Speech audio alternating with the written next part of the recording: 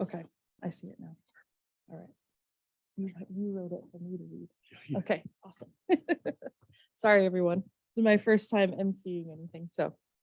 Um, so Dr. Elm is the 2022 recipient of the Distinguished Alumni Award. These are his words. In my many years as a member of the faculty, I've encountered a number of talented students. Tonight's award recipient is definitely a standout among those students and an exceptional one at that. The Distinguished Alumni Award was first established in 2016. It recognizes graduates of the University of Colorado Skaggs School of Pharmacy and Pharmaceutical Sciences who have made distinguished contributions to the practice of pharmacy or demonstrated major accomplishments in a professional pharmacy practice or significant contributions in pharmaceutical research and development. It's no surprise to me that the nomination committee has selected Dr. Laura Tyndall as this year's recipient, considering her professional success, which demonstrates her passion and commitment to the pharmacy profession and healthcare in general. I think it's safe to describe her as being ahead of her time, as she recognized early on the need for change in how we as healthcare workers document and maintain medical records for the safety of our patients. This was evidenced when she stepped forward and shifted her pharmacy career to focus on the implementation of safety initiatives in healthcare systems after a particularly tragic event in New Jersey and Pennsylvania hospitals that led to the prosecution of a healthcare worker who confessed to murdering 40 patients with unmonitored drugs from 1988 to 2003. The tragedy opened the door for modern day informatics, and Dr. Tyndall embraced the new technology, becoming both a pioneer and an influencer, advocating for improved safety initiatives, truly ahead of her time. It is a personal and professional honor for me to present the 2022 Distinguished Alumni Award to the class of 1982 alumna, Dr. Laura Tyndall.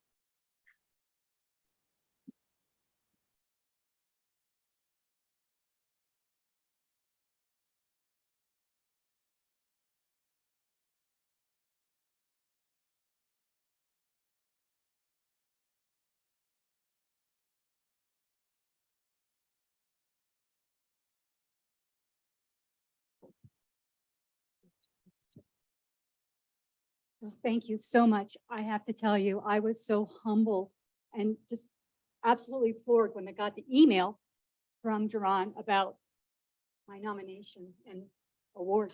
I was just amazed. And you have to understand, I said the word email. Well, back in 1982, there was no internet. There was no email. There was none of this. In our 1981 dispenser yearbook for the pharmacy, there's a picture of me at Wardenburg with Harold Carter, who was another one of our professors back in the day. We had a Selectric typewriter. That's what we had as our modern advancement in being able to get labels out quickly so that we could get the prescriptions for all the students at the Wardenburg campus. So I have to say, CU gave me a wonderful foundation for everything in my professional life. I worked in hospital pharmacy practice. And I ended up getting a 2-year add-on PharmD from another state because we didn't have a PharmD at the time in Colorado, but my plan was always to come back. And I still come back for friends and family. But my practice has been in Pennsylvania, and I've met many of the national leaders in the ASHP, the national organization, contributed where I could. In 1988, we were doing home infusion pumps. Again, we didn't have much in the way of, there was no internet, there was no rapid computers, and we would program little battery operated pumps and send people home with 5FU for 28 days at home, or shaky B, amphotericin B back in the day. We would send people home so they wouldn't have to stay in the hospital. And that was very progressive at the time. And then as my career advanced in hospital pharmacy, as was mentioned, my career crossed paths with a very evil individual. I'm not going to say his name, but there's a new biopic or Netflix film out called The Good Nurse. You can Google it. You can look at some of the old 60-minute interviews. But this person was truly evil. And this person said that they had killed 40 people in hospitals. And it turned out that one of the hospitals in our health network, he had killed 5 people and attempted to kill 2 others. And there were other families that thought that maybe their family member had been affected. So in order to prove to our community, to our patients, to our medical staff that we could be safe, we implemented all kinds of cutting edge technology. And in a 3-year period of time, we did 970 smart pumps, 300 pharmacy automation dispensing cabinets, 4 pharmacy IS systems, 4 bedside barcode administration systems, 4 physician order entry systems, narcotic tracking, you name it, we were doing it. There were times that I think my sentences were just single, a noun and a verb, because we were just doing so much technology. And I think one of the biggest things for me is none of this was on the horizon when I went to school. We had to be good and we had to use the tools that became available to us as technology advanced. And we went from having medical records on paper to medical records on computers to in the cloud, to that we could exchange from one hospital system to another hospital system, or from one metropolitan area to another metropolitan area. And so was born hospital informatics. There was no residency or track for that kind of thing. We just did what we needed to do as we went along. And 40 years later, an email and a reunion and seeing the new generation and next generation. And so thank you so very much.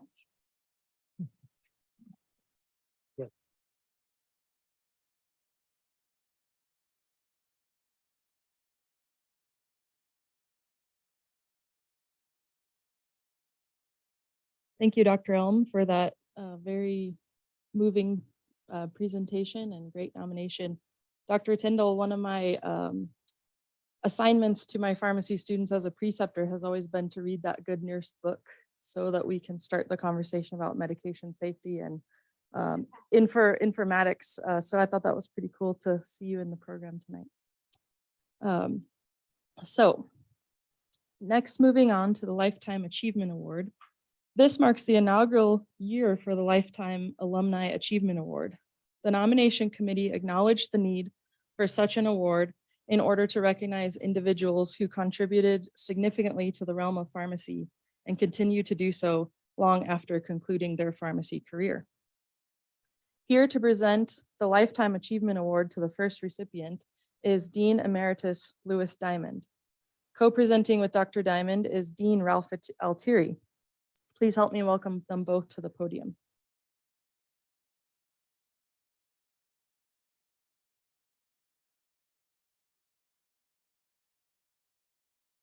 What are you doing here? She just said I have to be here. Because I know Ed. Okay. No, we were, my wife and I were driving down from Boulder.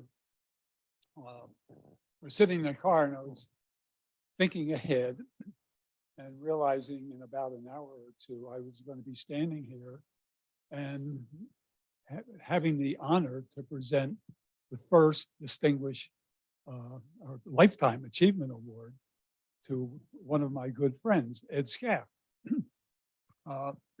I've known Ed and his wife Karen for at least 35 years, perhaps a little bit longer. So I'd like to, you can read about Ed's accomplishments in your programs, but I want to just say a few words from the heart and some of the personal information I have about Ed that none of you have. So I was wondering, what was it about Ed that allowed this moment to come tonight? What was unique about this individual? I can tell you that Ed Skaggs was never born with a silver spoon in his mouth. His story is more like a Horatio Alger novel. Ed is the son of immigrants. He was born in a very small town in New Mexico, a town called Springer. how many people have heard of Springer? It's over the Raton Pass, a little south. Um, I think it's probably had a few hundred people at the most. Impoverished. Ed's family moved from Springer in New Mexico. They moved into Colorado to another relatively impoverished area in the San Luis Valley, town called Del Norte, where Ed's family had a grocery store. I've been in that grocery store. We used to go fishing down in that area of Colorado, and every time we passed through Del Norte, we'd stop in the grocery store. Well, Ed was working in that store, hard labor, and eventually saw his way to come to the University of Colorado in Boulder. He got a degree in pharmacy. That was back in 1959. He immediately had entrepreneurial spirit. He worked for a short time at a pharmacy in Boulder. By the way, he worked at a pharmacy in Boulder to get his way through school, pay his way through college. But by 1962, just 3 years after he had been graduated, he bought his first store. And we were just talking this evening, he worked out a deal with himself, and I think it was Karen's his father-in-law. They put up the money. Ed says, I think it was he put up 10,000. His father-in-law put up 4,000, something like that. And they bought the store in Evergreen. It wasn't too long after that Ed started expanding. He had a store in Conifer, and he had a store in Idaho Springs. And he kept practicing as a pharmacist for 44 years, all the way up until 2005.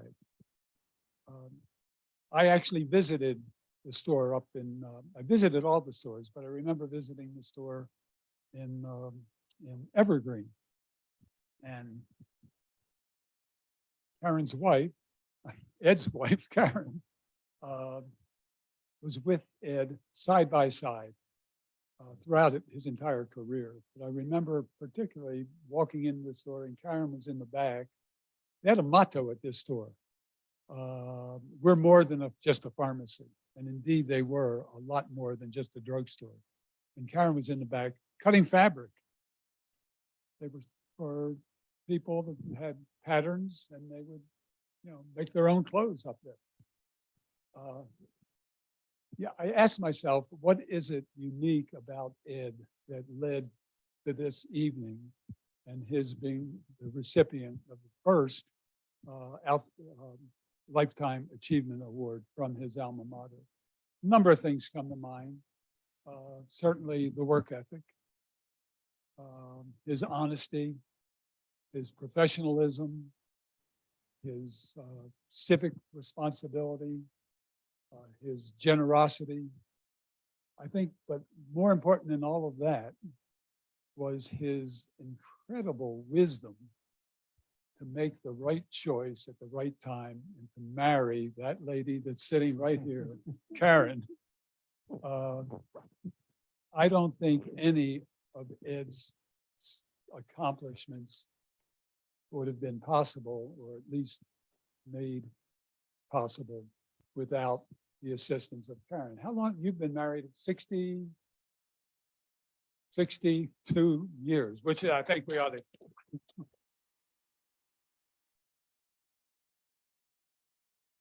So there are all sorts of reasons for Ed to receive this award. Besides all that he's done for pharmacy, Ed served on the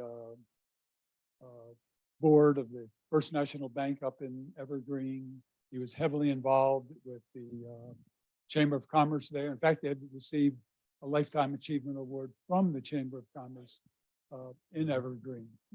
They've been involved with their church. They've been on mission, Tanzania, involved with one of the schools there. So they've done so many things that merit this type of recognition this evening. But I think Ed would agree with me that the real lifetime achievement is sitting here in the room in the person of Susie and Caitlin and Ty and Ed and Chris. That is the big achievement. So Ed, I'm really delighted to be able to stand here and present this award to you. And I'm going to break with what's been done in, or it hasn't been done in the past since it's the first time. I'm going to ask Ed and Karen to come up and receive this award. They're both, did I say Ed Senior and Karen?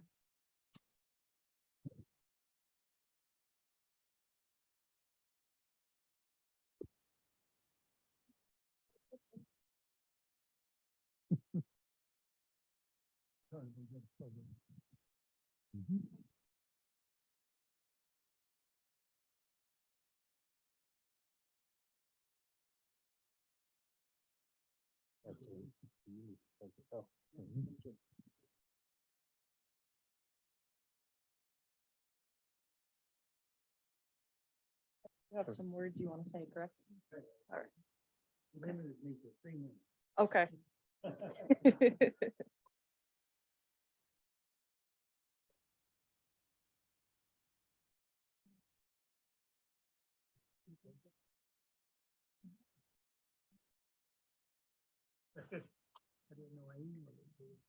Yep, you sure did.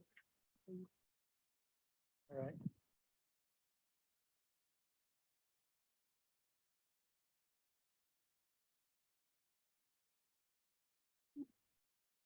Well, good evening, everyone, and welcome to the CU Pharmacy Alumni Award event. I feel so honored and thankful to CU Pharmacy Alumni Board and the nomination committee for selecting me as the first recipient for this Lifetime Achievement Award.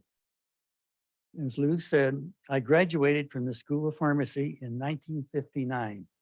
It's a few years ago, when the School of Pharmacy was located in the Eckley Science Building on the Boulder campus. There were 28 students in my class. It was a small pharmacy school, but the only pharmacy school in the state of Colorado. I remember Dean Harold Diamond, the dean at that time, mentioning that CU should have a separate building for the School of Pharmacy. And Dean Emeritus Lou Diamond was the next dean, and he had a vision that the School of Pharmacy should be relocated to the University Denver Health Science Center campus at 9th and Colorado Boulevard. I was instrumental in helping the pharmacy school that relocated to the university's Denver Health Science campus to acquire state funds to implement the PharmD program, which was the new standard for the nation's School of Pharmacies. It was during the 1980s when I met Dean Diamond and began to philanthropically support the school. I was on the Pharmacy Development Council to assist in raising funds toward the construction of this present pharmacy school building, which opened in 2011. The framed documents on the wall here were actually chosen by Lou Diamond and were hung in the Edward Scaff Common Room, which was at 9th and Colorado Boulevard, and then relocated to this room upon the completion of this new pharmacy building. And can you believe this is the third location for the School of Pharmacy under the leadership of Lou Diamond? In recognition of these achievements, the school named this room the Edward and Karen Scaff Boardroom. I found it exciting and challenging to see the School of Pharmacy improve their curriculum and facilities to become one of the very best schools in the nation. It's amazing how fast the pharmacy responsibilities have changed. As Dr. Spear has mentioned, it's a different world today. My education was mainly how to dispense prescriptions, but today's responsibility, pharmacy responsibilities, how to counsel patients, give vaccinations, operate many medical clinics, consultation with doctors, third-party billing, and much, much more. Today's pharmacy is a very, very challenging profession that is constantly changing. Change is inevitable. I was glancing at some of these documents on the wall, and I noticed over there, my first pharmacist, Mr. Hyde, was paid $400 a month. And that was the going rate. That's how old I am. I had a rewarding career in pharmacy and give credit to the School of Pharmacy playing an instrumental role even after I graduated. Dean Ralph Atier assisted Karen and I to establish an endowed scholarship fund to help promising students achieve a rewarding career through their studies in the highly regarded Skaggs School of Pharmacy. Karen and I recognize the difficulties that the students face in balancing the demands of pharmacy school and the significant costs associated with it. We want to offer aid to the students that will encourage them to be successful in pursuing a degree in pharmacy. Our continued hope is that the SCAF Scholarship Fund will benefit generations of pharmacy students to come. Dean Ralph Atier and myself realize the importance of these scholarships that will benefit the serious pharmacy students in achieving their professional career. I am sure you will agree that this scholarship fund must continue, and we hope that maybe you will even consider contributing to it, as the need for scholarships is more prevalent than ever. Again, my thanks to CU Pharmacy Alumni Board and Nomination Committee. It's an honor and the ultimate compliment to receive such a prestigious award from my peers in the school that helped me be successful. Thank you.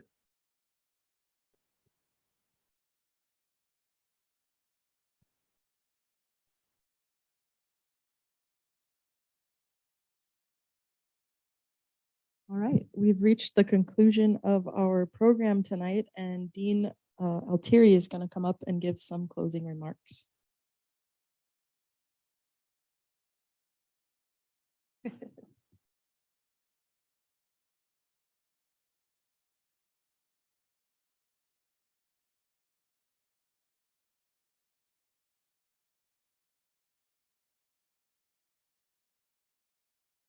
Well, the first thing I'd like to do in my closing remarks is certainly to congratulate the recipients of the awards tonight, but to the nominations committee, because you picked 3 real winners. I mean, they are just amazing. So let's give our award recipients a round of applause.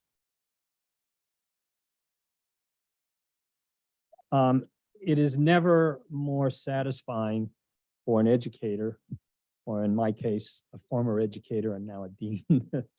There is a difference. To see the fruits of our labor and really get people off to a good start in their careers, and then see what they make of them. And you can see that they just did a fantastic job. And I'm just happy we were a small part of that. So again, congratulations so much for what you've done through your innovation, your dedication to pharmacy, advancing the profession. Kristen, I think your words were very wise for us tonight. Truly amazing. And informatics, I mean, did anybody even know informatics was a word when you were doing that? I don't think so.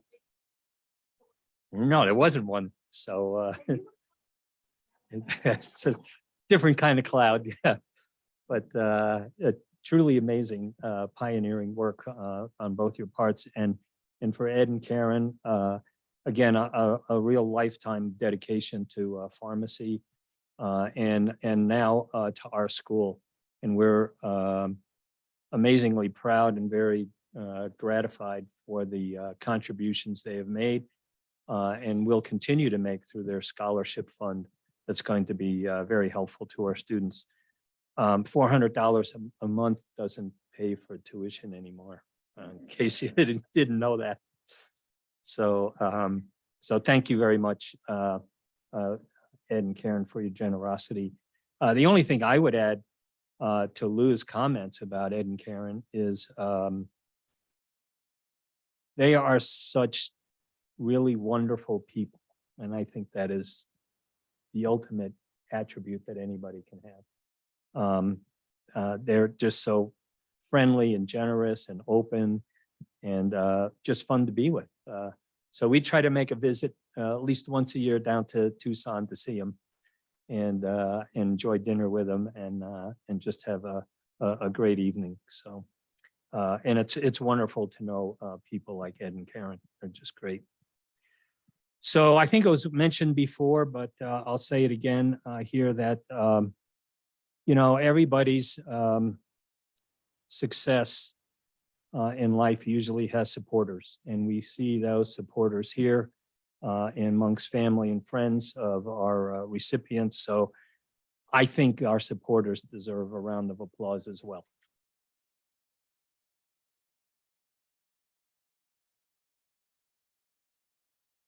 You know, the school really depends on the students that we bring in. We have one here now, stellar students, but also our faculty and our administrative leadership team for keeping, developing our school over the years. You know, when I actually came to the school in 1987, I think I was faculty member number 17. I think we had what, 2 or 3 clinical faculty members, and that was it. Maybe 4. Yeah. Now we have more clinical faculty members than we have research faculty. But it's been an incredible ride over the years, and to be a part of the growth of this school from that to and really truly as you noted, you know, back in the 80s and 70s, we were a pretty small place, and Ed's class of 28. To really become one of the top tier schools in the country, literally are certainly a top 20 school. So, and it's been fantastic to be a part of that. And I just want to thank our faculty and our students and our administrative team for helping us achieve that and maintain that. And so again, just want to recognize the Alumni Association, the board, and the nomination committee for the great work they've been doing over the years and helping to build up this association, which was pretty small 10, 15 years ago. And so my appreciation to all the members of the association and to our current president and to the other members of the board. So thank you very much for your commitment. So we've honored these alumni tonight, and there are more to come in the years ahead. And so I invite all of you to think about who you might nominate to be one of the future recipients of these awards, and B, join us again next year. Hopefully we can do this again. Maybe we'll need a bigger room. That would be nice, right? But now we can fit more in the SCAF room. I think we can fit a few more in here. So, and then join us next year for this same event. In the meantime, stay well and enjoy the rest of homecoming weekend. So thank you and enjoy the evening, whatever's left of it.